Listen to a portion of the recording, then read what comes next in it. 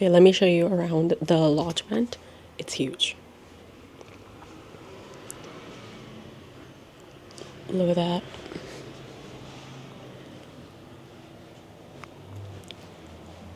that. Sorry, I have a cough. So this was my bed. I'm about to leave. Everything is empty right now. So there are a lot of beds. I did not expect that because I booked it kind of last minute. But I didn't feel unsafe. There were only 4 beds that were occupied, I think. And when I came in, it was pitch black. I couldn't see anything. So I feel like we were not assigned any beds. We could just come and pick and choose whichever we want. I picked that one first. But that one was just like next to the door. So I'm like, I don't want to be the first one people see. So I ended up moving over here. But my key card did say E, but I couldn't find any letters on the beds. So I just kind of picked whatever, and it was also dark, and I didn't want to go around with my flashlight. I did go around with my flashlight just to look for a bed, but I didn't want to be like, disturbing people. But the bathrooms were clean. There's a kitchen, quite nice. There's a hallway or like a living room sort of a situation where people can chill and relax. So it's quite nice and sweet, but the only thing is there's sketchiness going on, and also there's no elevators, so that's very annoying. There was a gentleman who was just on the second floor, just chilling by himself. It looked like he didn't have a room. He helped me bring my luggage up, so I'm grateful for him. He was asking me for a blanket. I didn't know if I could give anybody else's blanket, so I was like, I'm sorry, I don't know what to do. But then the hotel people came in, and then they talked to him, so I don't know what happened there. But I think they were asking him to get out, or I don't even know what was going on. I could barely hear the conversation, and then I came to my room. And yeah, hopefully things got sorted out with him. But there's I wouldn't say there's sketchy people. It's just the room itself is safe. The hostel itself is safe. So for one night, I didn't mind it. I liked it. So now I'm gonna go head to the station and get on my Glacier Express. I don't know what I just said there. Glacier Express. And okay, ciao.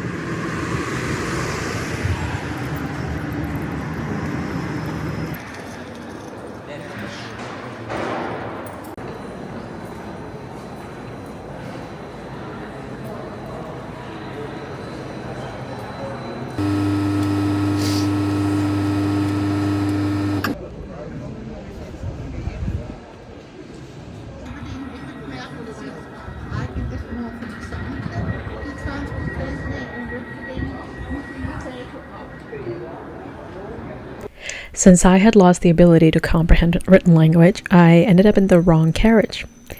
I got inside the car or carriage and realized it looked way fancier than I had expected, only to find out that I was in fact in one of the first class carriages.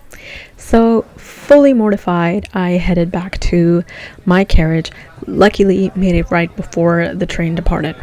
But it was certainly thrilling to experience the difference, even if only for a few short minutes.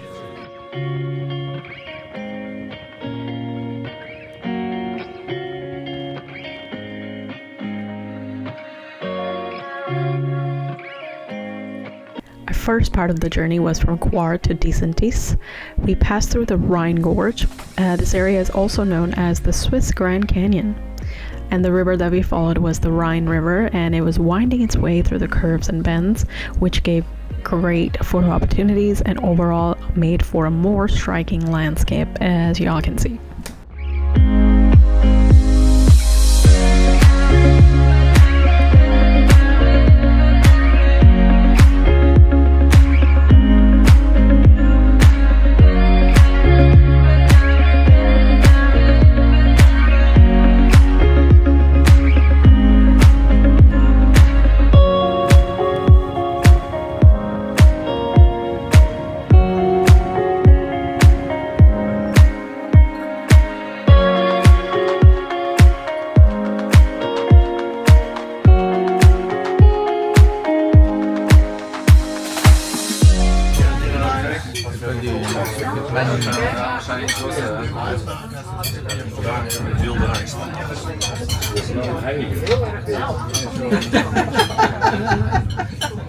Next we headed towards Andermatt, and I'm going to be silent for this part and let the scenery speak for itself.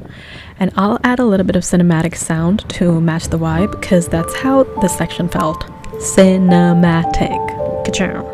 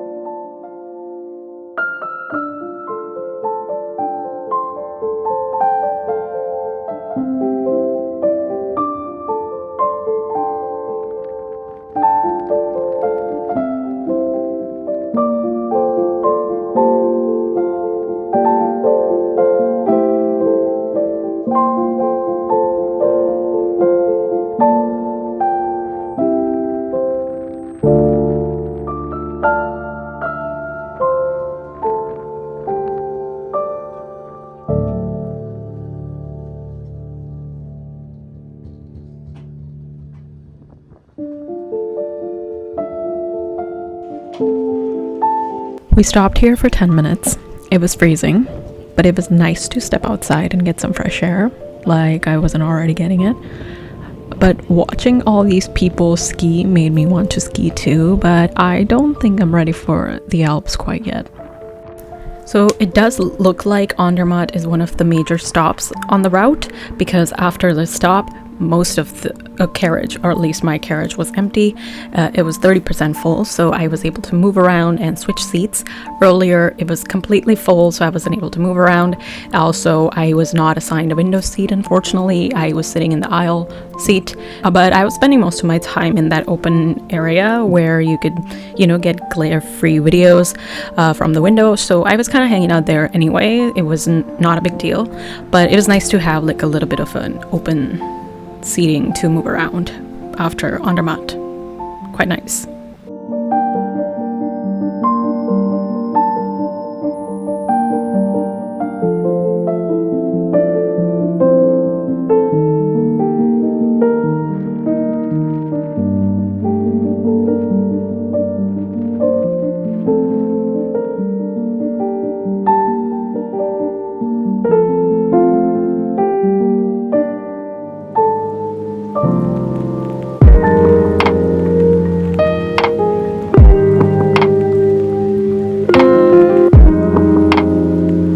From Andermatt to Brig was pretty chill. I ate the food that I brought from the night before because, again, it's Switzerland and it's an expensive train, so it has expensive food.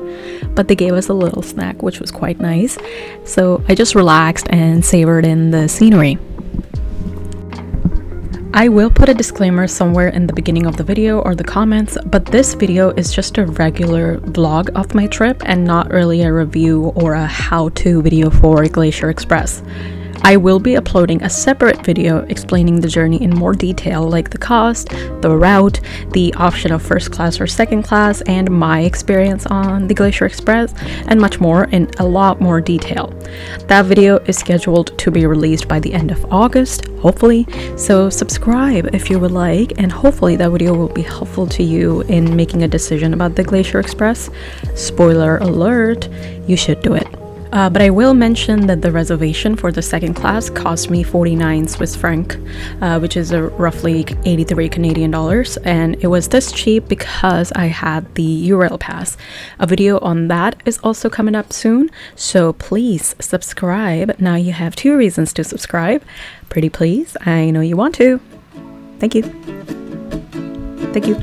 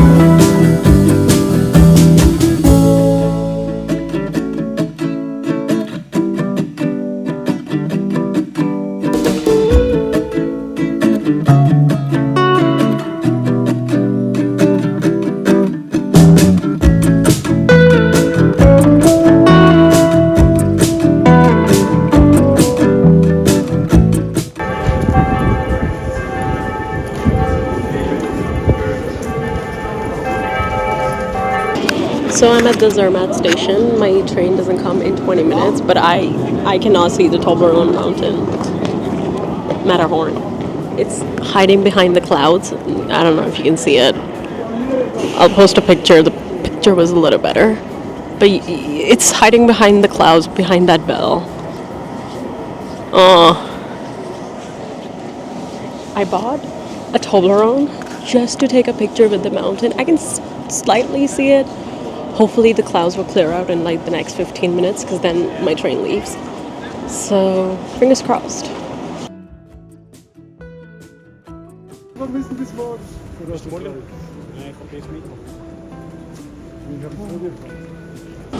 I am standing so close to the station so that I don't miss the train, but I also don't miss the mountain.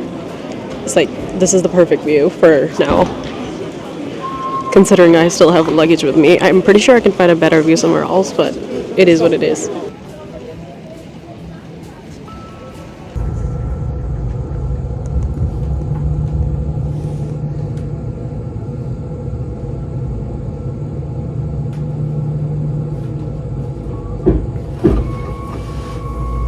I'm about to leave Switzerland in less than 30 minutes, and I'm sad.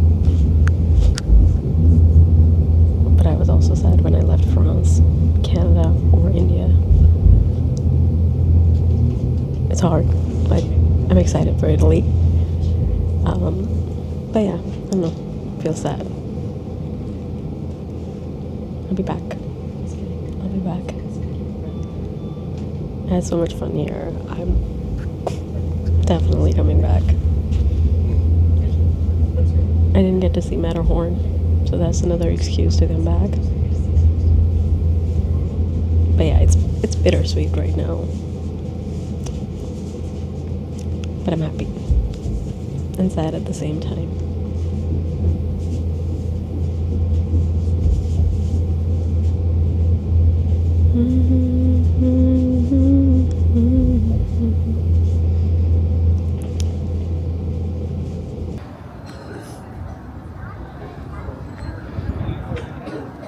Hey, nog te vinden. Zo serieus.